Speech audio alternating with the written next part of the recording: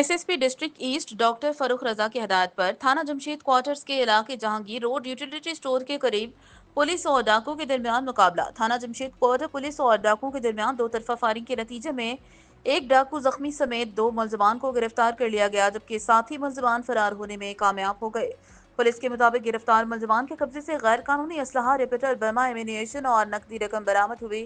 मुलजमान के जेर इस्तेमाल कार नंबर BRX 394 को जब्ता के तहत कब्जा पुलिस में लेकर तफसीलात हासिल की जा रही हैं। इस हवाले से हमारे नुमाइंदा खसूसी कराची जावेद महमूद अराई का कहना है कि गिरफ्तार मुलजमान में शारिक महमूद जख्मी और राफे शामिल हैं, जबकि फरार साथी मुलजमान की गिरफ्तारी के लिए थाना जमशेद क्वार्टर पुलिस की जानिब से छापे मारे जा रहे हैं। जख्मी हालत में गिरफ्तार मुलजिम को तिब्बी इमदाद के लिए अस्पताल मुंतकिल कर दिया गया। पुलिस की जानिब से जब्ते की कार्रवाई अमल में लाई जा रही है।